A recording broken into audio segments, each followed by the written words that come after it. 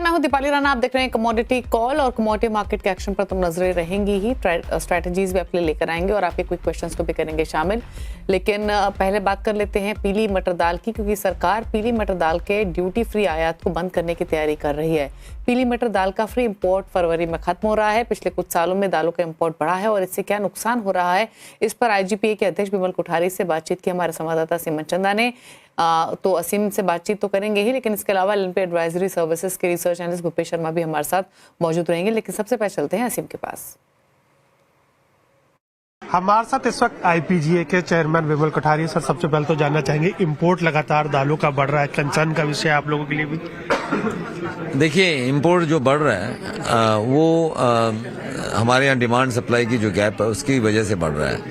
तो इसमें अगर हमारी रिक्वायरमेंट है, हमें चाहिए, तो हमें इंपोर्ट करना होगा, क्योंकि हमारे यहाँ जो दालों का जो रिक्वायरमेंट है, जो दालों का जो खपत है, हमारे एक स्टेपल फूड है ये। हम दालें हमारे डाइट में कोई न कोई किसी रूप में हम दालों का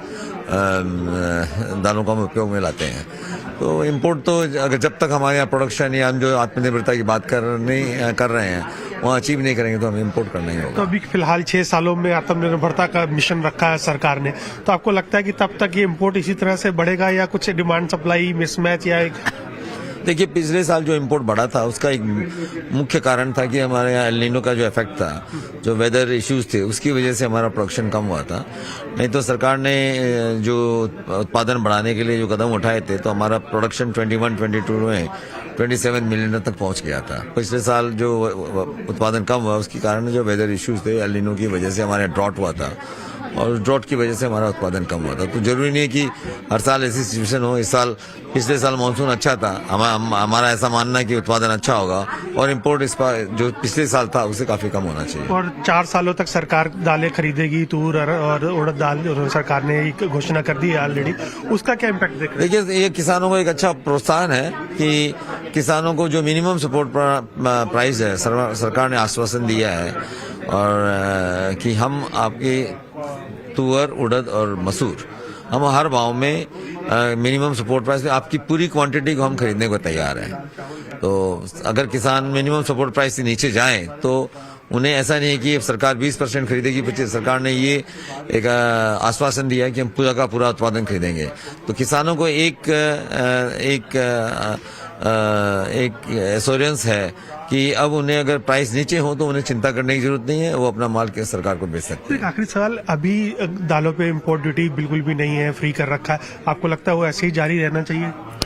मेरा ऐसा मानना है कि हमारे ट्रेड का मानना है, आईपीजे का मानना है कि उसकी वजह से जो बहुत ज्यादा सस्ती दालें इंपोर्ट हो रही है उसको रोकना चाहिए, क्योंकि उससे हमारे किसानों को नुकसान पहुंचता है। वो जो एक मैसेज जाता है कि एक तरफ तो मिनिमम सपोर्ट प्राइस बहुत ऊपर है और एक नीचे हमारे यहाँ इंपोर्ट सस्ती दालों का होता है, तो उससे क्या होता है, जो सस्ती दालें हैं दूसरी दालों की डिमांड को सब्स्टिट्यूट करती है वो। क्योंकि देखिए, हमारे यहाँ प्राइस इलास्टिक मार्केट है, मासेस बहुत बड़ा एक पॉपुलेशन है, बहुत बड़ा एक ऐसा सेगमेंट है जिसके लिए प्राइस बहुत इंपॉर्टेंट चीज है।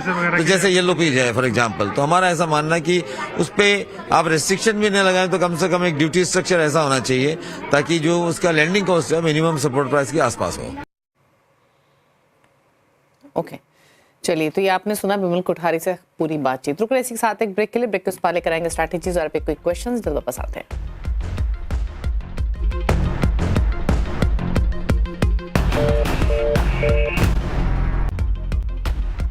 आप दे रहे हैं कमोडिटी कॉल। भूपेश शर्मा हमारे साथ बने हुए, पहले लेते हैं उनके ट्रेड्स। भूपेश, बताइए पहले तो आपकी ट्रेडिंग स्ट्रैटेजीज। जी नमस्कार दीपाली जी, अगर बात करें ट्रेडिंग पिक्स की तो 97,300 या 400 के आसपास कहीं भी सिल्वर वायदा मिलता है तो उसमें खरीदारी करनी चाहिए। 97,000 के नीचे का स्टॉप लॉस लगाएं।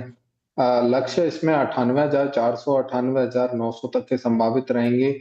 वहीं अगर दूसरे बाजार की बात करी जाए तो 6,200 के नीचे जाने पर क्रूड ऑयल में बिकवाली करनी चाहिए। 6,245 के ऊपर का स्टॉप लॉस लगाएं। नीचे में 6,150 और 6,110 के लक्ष्य संभावित रहेंगे। ओके, एग्री बास्केट से भी कुछ ट्रेड लेना चाहेंगे क्या? जी, एग्री बास्केट में अगर बात करें तो मुझे लगता है कि ग्वार सीड का बाजार काफी दिनों से कंसोलिडेट कर रहा है। ऊपर में 5,350 के ऊपर ग्वार सीड का वायदा निकलता है तो इसमें खरीदारी करें। 5,310 के नीचे का स्टॉप लॉस लगाएं। मार्च वायदा में 5,390 और 5,470 के लक्ष्य संभावित रहेंगे। अच्छा, स्पाइसेस में जीरे पर और टर्मरिक पर राय क्या है? एक मजबूत है, एक कमजोर, क्या सजेशन?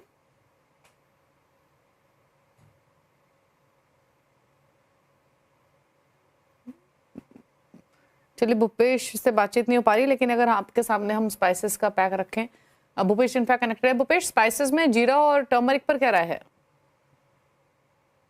जी, अगर जीरे और टर्मरिक में बात करी जाए तो मुझे जीरे का बाजार काफी अभी सप्लाई जोन में दिखता है। मुझे लगता है कि जीरे में 21,000 के आसपास जीरे का भाव है। यहाँ पर भी बिकवाली करनी चाहिए। 21,220 के ऊपर का स्टॉप लॉस फॉलो करें। नीचे में 20,500 और 20,300 के लक्ष्य संभावित रहेंगे। वहीं टीएमसी की बात करी जाए टर्मरिक की, तो टर्मरिक का बाजार अभी डाउन ट्रेंड में चल रहा है। मोमेंटम भी इसका नेगेटिव है। मुझे लगता है कि कहीं भी 200-300 रुपए का उछाला मिलता है तो इसमें बिकवाली करनी चाहिए। लक्ष्य नीचे में 12,600 12,400 के संभावित रहेंगे। चलिए, ये रही आपके लिए ट्रेडिंग स्ट्रैटेजीज टर्मरिक पर भी, जहां 101% नीचे प्रेसेस फिलहाल कर रहे हैं कारोबार। थैंक यू भूपेश, हमें आने के लिए और अपने रिकमेंडेशंस शेयर करने के लिए। इसी के साथ एक ब्रेक के उस पर भी खबरें जारी हैं। नमस्कार।